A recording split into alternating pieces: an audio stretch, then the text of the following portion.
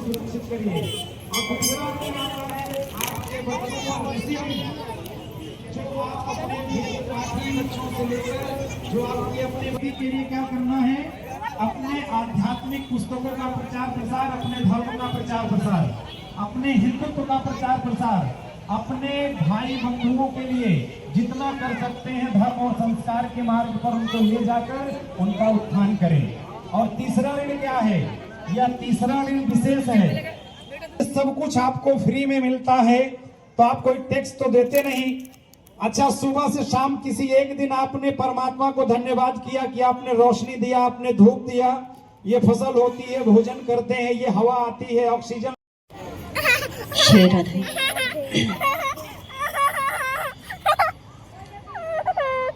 हमारे मध्य में स्वामी श्री चंद्रशेखरानंद सरस्वती जी ने आप सभी के हृदय में सुस्ताए हुए हैं।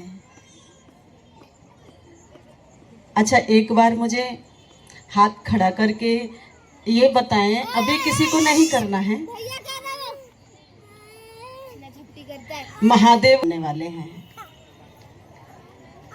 लगभग सब हैं। तो महादेव से आप अपना संबंध धर्माचारी बनना चाहते हैं या संस्कारी बनना चाहते हैं, तो मैं आप सभी से आग्रह करूंगी, सन्यासी होने के नाते आप सब, हम एक सीमित हैं, असीमित तो एकमात्र ईश्वर है। तो आइए उस परम शक्ति और उस परम चेतना को हम अपने हृदय में लाते हैं। मेरे साथ सभी, रीढ़ की हड्डी सबकी सीधी होनी चाहिए, क्योंकि यदि किसी नली में पानी लेकर जाते हैं और वो टेढ़ी मेढ़ी हो गई तो वो पानी सीधा नहीं जाता है, वो रुक जाता है। तो रीढ़ की हड्डी सीधी रखें, ये योग की अवस्था है। पहले मैं बोलूंगी, फिर आप सभी बोलना।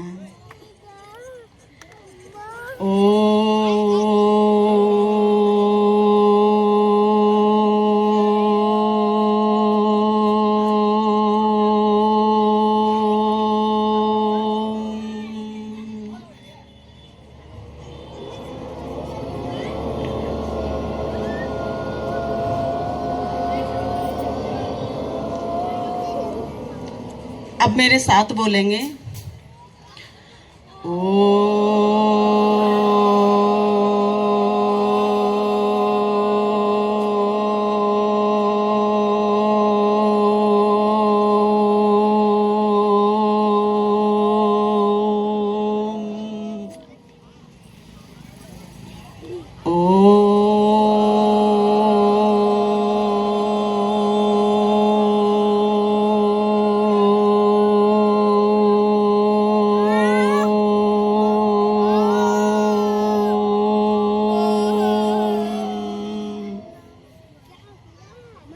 महादेव।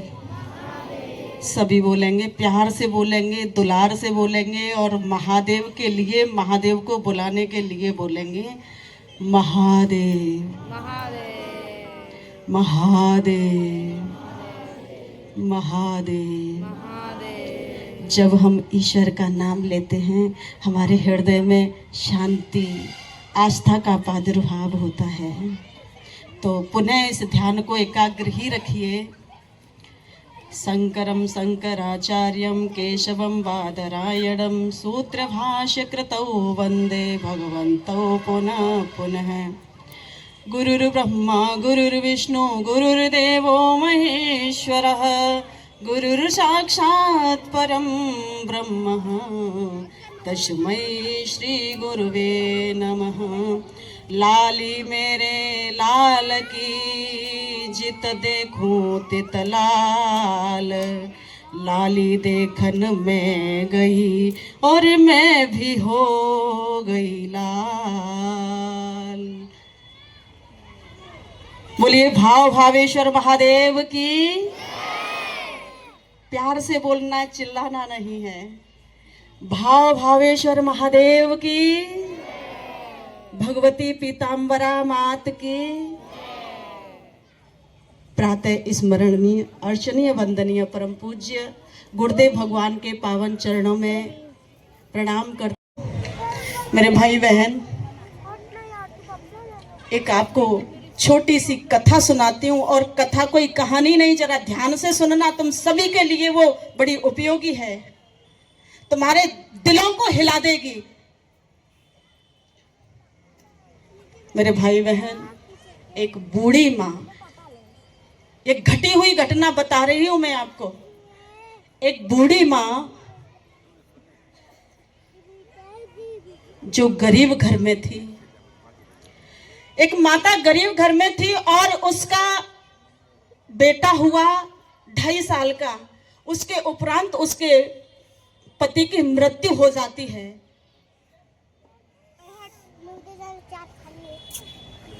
जब किसी पत्नी का पति मर जाए तो सोचिए उस पत्नी का सहारा, उस स्त्री का सहारा कौन रह जाता है। उसे समाज भी ऐसे देखता है, विधवा का नाम देता है उसे।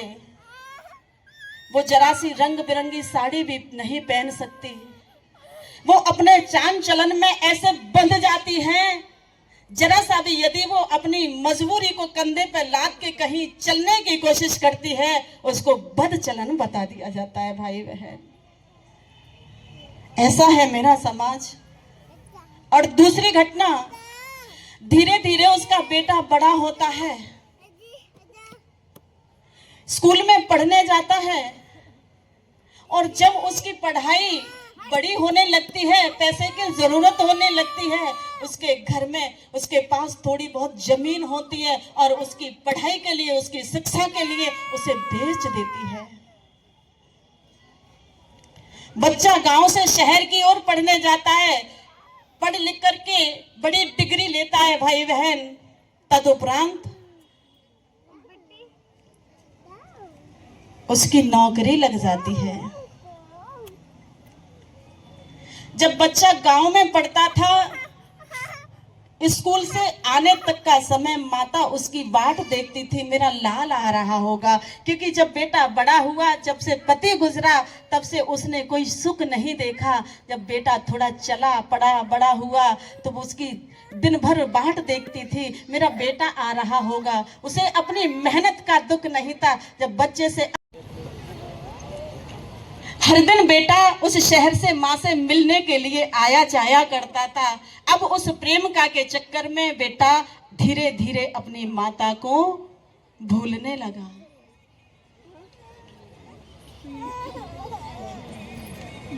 शाम तक माँ उसका रास्ता देखती है कि बेटा आता होगा, लेकिन आज बेटा आया नहीं।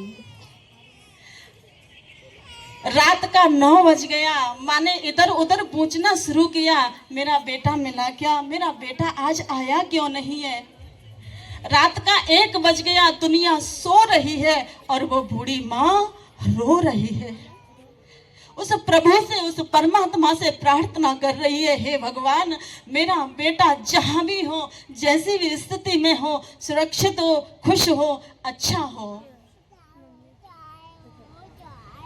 एक दिन उसकी चिट्ठी आती है, माँ मुझे दुख है कि मैं कई दिनों से आपसे मिला नहीं, मैं अगले रविवार को आने वाला हूँ।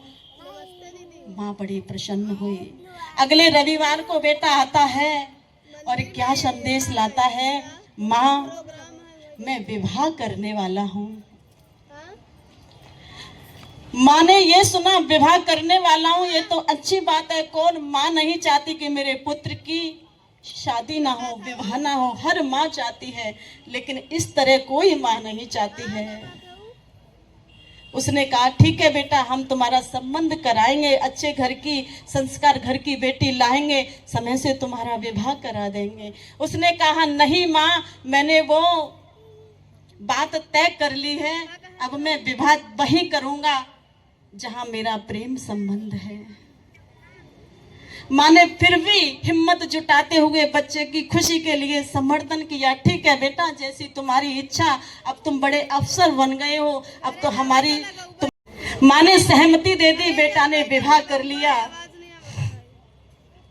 और उस लड़की के माता पिता अमेरिका में रहते थे।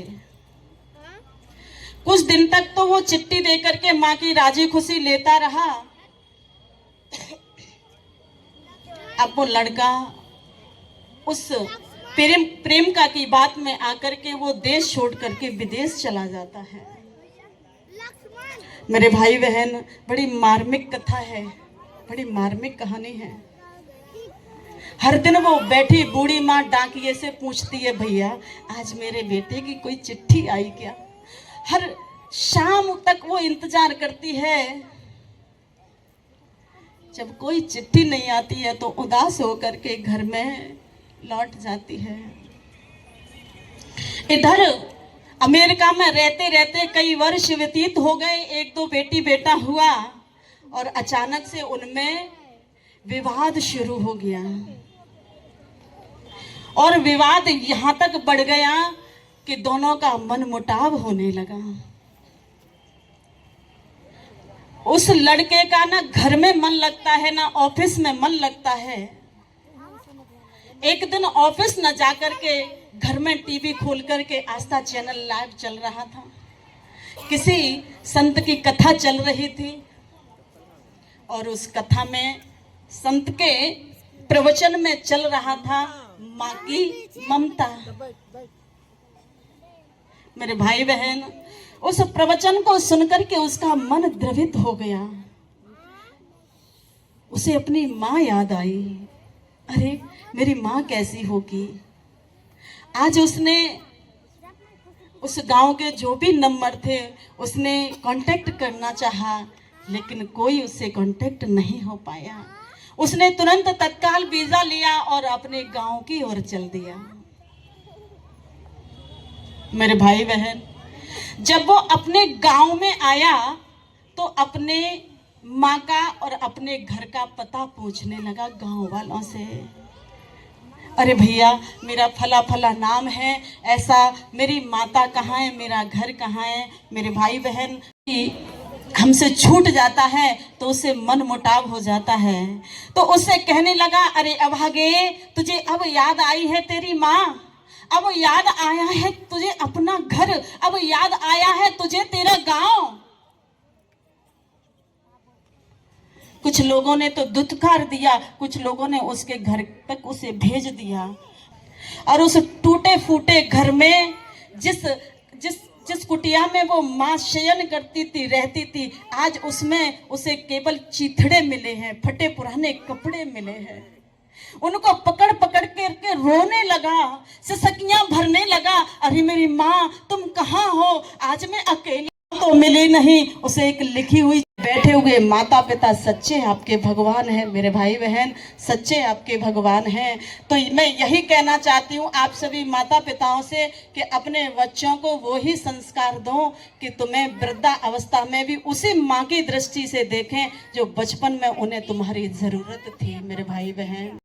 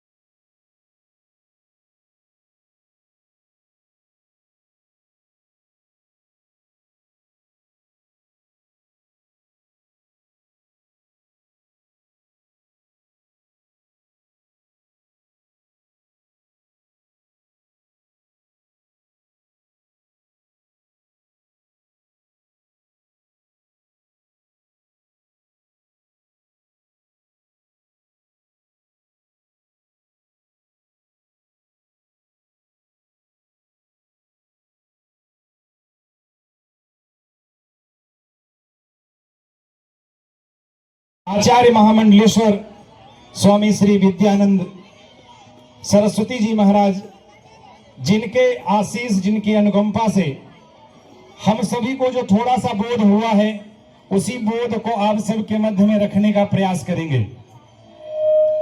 भैया आराम से। अभी ये जो बच्चे, भैया थोड़े बच्चे नहीं, थोड़ा हाथ उठा के ऐसे बता दीजिए आप लोग, सही है ना? हाँ। और यह योग्यता कहां से शुरू होती है मालूम है? ये जो हमारे बीच में नन्हे मुन्ने बालक बैठे हैं, इनके जो माता पिता हैं, कहा जाता है किसी भी बालक या बालिका का पहला गुरु कौन होता है भैया? माता पिता। नहीं किया? करना है, जोर से बोलिए। अच्छा, आप सबसे ज्यादा तो बच्चे आपकी जगह हैं। अगर करना तो मैं एक निवेदन कर दूं, आपके आसपास में जहां भी लगे कि यहां कोई धार्मिक अनुष्ठान हो रहा है, उस अनुष्ठान में जितना हो सके सहभागिता करिए। यह आपको ईश्वर से मुक्ति देगा। अगर ये नहीं कर सकते तो आपके आसपास में जो भी मंदिर है, वहां लगे कि यहां हमें 10 रुपया डोनेट करना चाहिए, वो करना चाहिए। ऐसा कर सकते हैं। हवन, यज्ञ, पूजन इत्यादि ही आपको ईश्वर ऋण से मुक्ति दिलाएगा। तो कितने लोग करेंगे? हाथ उठा के जरा बताइए। सारे लोग नहीं उठाए। एक बात मैं बता दूं, जिस 10 रुपए की बात हमने कही है, इसी 10 रुपए से आज से 1400 वर्ष पहले इसी छोटी छोटी राशि से लोगों ने चंदा इकट्ठा किया और यह मन बनाया कि हमें कहां जाना चाहिए, ऐसी जगह पे। क्यों जानते हैं? क्योंकि इनके पास थोड़ा सामर्थ्य तो की चिड़िया कही जाती थी। यह भूमि सोने की चिड़िया थी। इधर ताइयों की कठपुतली हम काफी दिन तक रहे। हमारा है। आज आप अपने बच्चों को, मैं बच्चों पे बार बार लौट किस लिए आ रहा हूं, बहुत सारे ऐसे लोग हैं। अच्छा, कितने लोग हैं जिनके बच्चे कॉन्वेंट स्कूल में पढ़ते हैं? हाथ उठा के बताइएगा। कॉन्वेंट स्कूल में पढ़ने वाले ऐसे कितने बच्चे, उनके परिवार के लोग हाथ उठा के बताइए। या तो ये लोग झूठ बोल रहे हैं या तो यहां है नहीं। कॉन्वेंट स्कूल नहीं है क्या? यहां है ना? ऐसा झूठ बोल रहे हैं आप लोग, पाप लगेगा। हाथ उठा के बताइएगा। मैं सच्ची बात बताने वाला हूं। कॉन्वेंट स्कूल में कौन कौन बच्चे पढ़ते हैं? मशीनरियों के स्कूल में कितने बच्चे पढ़ते हैं? हाथ उठा के बता दीजिए। एक चीज जानते हैं, यहां तो मुझे नहीं पता, लेकिन पूरे भारत में एक चलन है। कॉन्वेंट स्कूल, जितने क्रिश्चियन स्कूल मिलेंगे वहां लोग अपने बच्चे को पढ़ाकर अंग्रेज बनाना चाहते हैं। क्या उनको लगता है कि सबसे ज्यादा आईएएस पीसीएस बनने की फैक्ट्री यहीं पे है? लेकिन मैं एक चीज दावे के साथ कह दूं, आप वहां आईएएस पीसीएस बना पाए ना बना पाए, लेकिन धर्मांतरण का पहला कार्य वहीं से आपके बच्चे के दिमाग में बटन दबाया जाता है। और आप कभी कभी अपने बच्चों को उस स्कूल में पढ़ाने के लिए क्या करते हैं मालूम है? आप हजारों रुपए का डोनेशन देते हैं। सही है कि नहीं?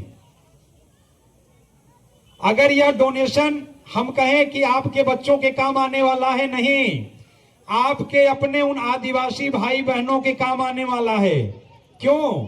उनको कहा जाएगा कि तुम धर्म बदल लो। उन्हीं पैसों से उन्हें धर्म बदलाया जाएगा। उन्हें यह भी कहा जाता है कि अब तुम अपना परम पिता बदल दो। क्यों? क्योंकि तुम्हारे पिता ने अब तक तुम्हारा पालन पोषण नहीं किया। ऐसा है क्या? ऐसा तो नहीं। जिस पिता ने आपको पाल पोस कर बड़ा किया, क्या उसने कोई कमी छोड़ी थी क्या? जोर से बोलना होगा। ये पीछे जो हमारे नौजवान हैं, आप लोग ही बोल लीजिए अगर बात हमारी, जोर से आवाज आनी चाहिए। मैं संतुष्ट नहीं हूं। मैं युवाओं के लिए 2 लाइन कहूंगा, उसके बाद आपकी आवाज आनी चाहिए। कि कहा है कि तलवारों की धारों पर वीरों की कहानी पलती है। केवल युवा जितने खड़े हैं, ये हमारी झांसी की रानियां भी हैं वहां। तलवारों की धारों पर वीरों की कहानी पलती है और इतिहास उधर मुड़ जाता है जिस ओर जवानी चलती है। जोरदार तालियां आपकी तरफ से आनी चाहिए। अगर आपके माता पिता ने आपको पालने पोसने में कोई कमी नहीं रखी, तो महाराज एक बात मैं दावे के साथ कहूंगा कि आप बाप मत बदलिएगा। आप जीवन में पाप मत बदलिएगा, क्योंकि जो बाप बदलने की कोशिश करता है निश्चित तौर पे ना तो ये बाप खुश रहेगा ना तो वो बाप खुश रहेगा। बात हमारी समझ रहे हैं, बड़ा अस्पष्टवादी हूं, संतोष नहीं होता जब तक अस्पष्ट ना कह दूं। क्योंकि जो लोग कहते हैं कि परमपिता बदल दो, हमारे परमपिता बड़े चमत्कारी हैं। एक बार ऐसे स्पर्श करते हैं दुनिया की सारी शक्ति उनमें समा जाती है और जल से निकली हुई मछली की तरह तड़प तड़प कर दुनिया भर का ड्रामा करते दिखते हैं। आप लोग भी देखते होंगे। वो कोई परमपिता परमेश्वर क्या उनके चमत्कार नहीं है, वो केवल एक छलावा है। जिनको केवल और केवल वो चाहते हैं कि धर्म बदलने किसी तरह हमारे पास आ जाएं, 1000, 500, 10,000 का लालच दे देंगे, उसके बाद ठेंगा दिखा देते हैं। और इतना बता दें कि जो लोग धर्म बदले हैं, अगर उनके कान तक मेरी आवाज पहुंचे, जिन धर्म को बदलकर जो आश्वासन आपको दिया जाता वहां आपको स्थान भी नहीं दिया जाता मरने के बाद। जो ऐसे कन्वर्टेड हैं वो जाकर देख लें, उनको वह स्थान भी नहीं दिया जाता। तो किस बात के लिए बाप बदलना? अरे आपका बाप बदलने के बाद तुरंत अरबपति बना दे तो समझ में आए भाई। हाँ, लेकिन ऐसा कुछ नहीं, केवल छलावा और आपके साथ धोखा किया जाता है। इसलिए मैं आग्रह करूंगा कि बाप बदलने की प्रक्रिया को छोड़ना होगा और अपने आप को, कहा गया है कि स्वधर्मे निधनम, आप अपने धर्म में मर जाना स्वीकार करिए लेकिन दूसरे धर्म की तरफ मत बढ़िए। और ये भाईचारा कुछ नहीं है। जिस दिन आप चारा बनने के लायक होते हैं आपको चारा बना लिया जाता है। हाँ, भाईचारा तभी तक निभाया जाता है जब तक चारा नहीं मिला, और जैसे ही चारा मिला तो सब कुछ खत्म, भाई खत्म, केवल चारा बना दिया जाता है।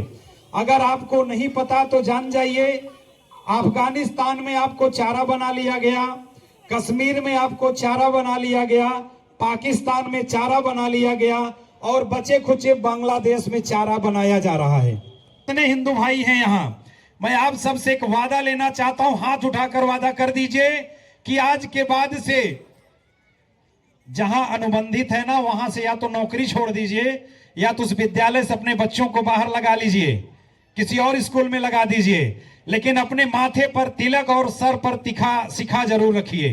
हाथ उठाकर एक वादा करिए कि ज्यादा से ज्यादा लोग इसको पालन करेंगे। इस प्रक्रिया को पालन करके आप देखिएगा आप में बदलाव कितना आता है। ये करना है कि आज से हम तिलक लगाएंगे, बोलना है, और आज से ही हम सिखा रखेंगे। अब आप बोलेंगे कि तिलक तुरंत मिल कहां जाएगा? मिल जाएगा। मैं निवेदन करूंगा आयोजकों से कि तुरंत अक्षत मंगाया जाए, रोली क्या बोलते हैं, कुमकुम। जितने हमारे हिंदू भाई यहाँ खड़े हैं सबके माथे तक पहुंचना चाहिए। मैं आयोजक बंधुओं से निवेदन करूं, क्योंकि आपने हाथ उठाया है, और थोड़ा सा घी या तेल डालकर तिलकर उसमें लेपन करिए और सबके माथे तक पहुंचाइए। और आप कहेंगे कि शिखा कहां से आएगी? आप केवल संकल्प कर लीजिए, जो भी बाल है अगली बार कटाएंगे तो वहां शिखा छोड़ देंगे। यकीन मानिए ये दोनों का साइंटिफिक और आध्यात्मिक प्रभाव आपके जीवन को ना बदल दे, आपके रोजी रोजगार से लेकर आपके नौकरी धंधे हर जगह बरकत ना दे दो तो कहिएगा, इसका बहुत असर है। देते हैं अपनी वाणी को विराम, बोलिए जय जय श्री राम। आवाज से संतुष्ट नहीं हुए भाई, हमारा पेट थोड़ा सा बड़ा है आवाज के मामले में। जय जय श्री राम। अपने हाथ की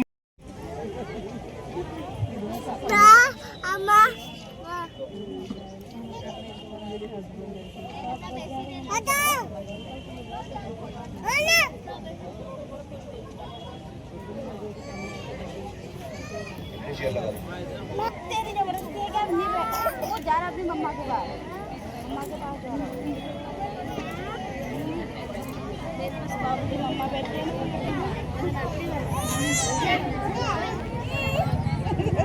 परेशान कर रहा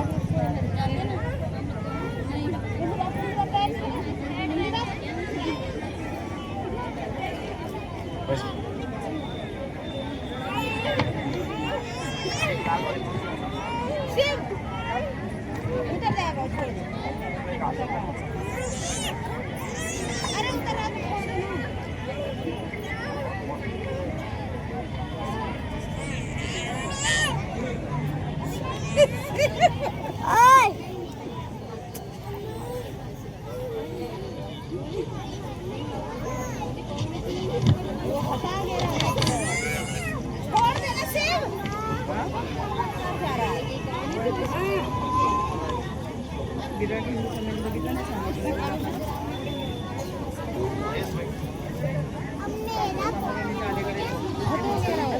जाने की कोशिश कर रहा है, ये इसको छेड़ रहा है, ये नहीं जाने दे रहा है, बैठ के रहा है चेयर पे।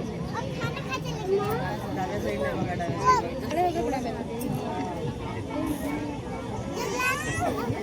अब वो अपनी मम्मा के पास जा रही है, मम्मा वहाँ कह रही यहाँ आ गई है, उसकी मम्मा बाबू यहाँ आ गया, बाबू को परेशान नहीं करता, अपनी मम्मा के पास जा रहा था, और बाबू अपनी दीदी के पास जा रहा है, बाबू की दीदी अपनी दीदी के पास जा रहा है, तू बैठता है।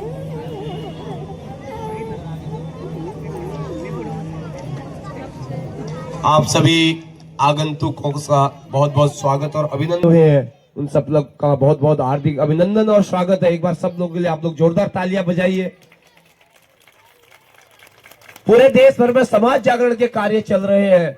समाज जागरण के कार्य को उस कार्य के संपर्क में पूरे देश भर में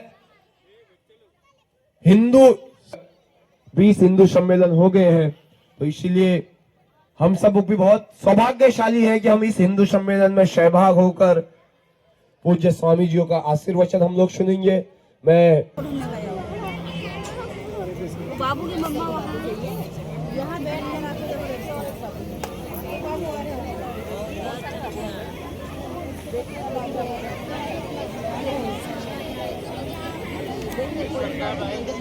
ठीक है, मैं सुजीत जी से निवेदन करूंगा कि स्वामी जी को श्रीफल देकर उनका स्वागत करिए।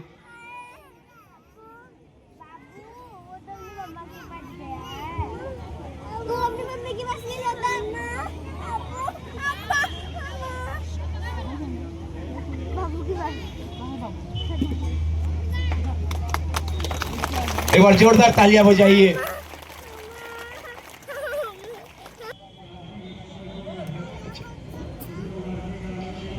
ठीक, नंदा बहन से निवेदन करूंगा कि माता जी का आप स्वागत करिए।